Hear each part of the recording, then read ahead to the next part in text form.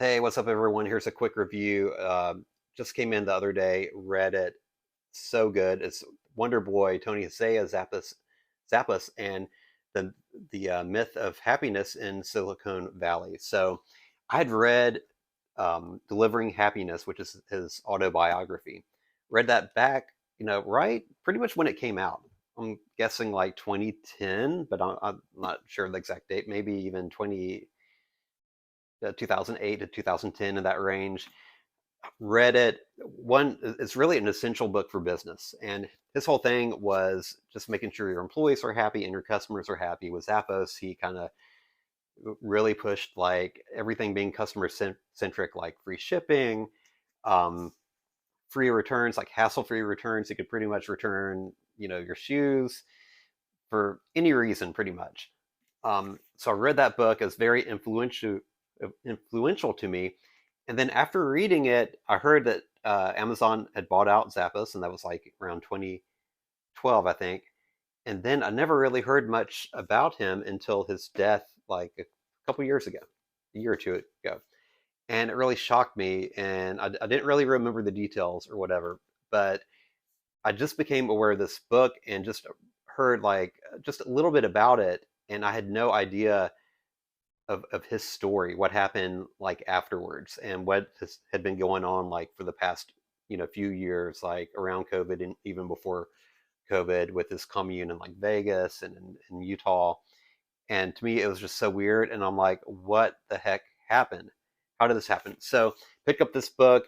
I looked at the credentials of the authors. They're both, one of them, Angel Ao, Ao Ying.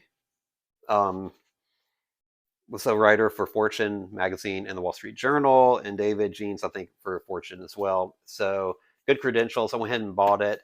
And I'm telling you, from the very beginning, from the prelude of it, it just really starts off almost like a Dateline or something like that, like 48 hours or 2020 or Dateline, some kind of true crime, something. It just really starts off. You're really invested in it with the prelude of the book, and then it goes into his story from his childhood on up. And even though a lot of that might be kind of familiar to you if you've read Delivering Happiness, because he talks about that too, you're just getting the whole story, not his story. And what fascinates me is you've got someone that is a genius, so innovative, so correct, with wanting to have happy employees that will spread down to your customers, and also just policies that are customer friendly.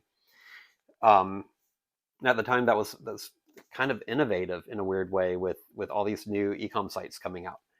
Um, and someone that had all the money in the world, so much money that you can never spend it all, and then at the end of the day, being so like unhappy and always striving, for more, for more happiness.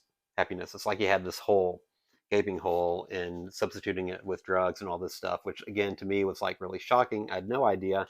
So it's a really good read. It's a cautionary tale too. It's like money doesn't buy happiness.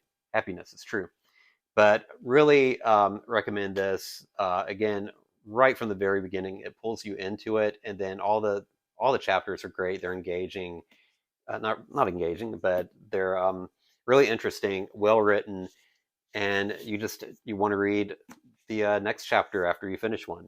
So totally recommend Wonder Boy, the Tony Hsieh story.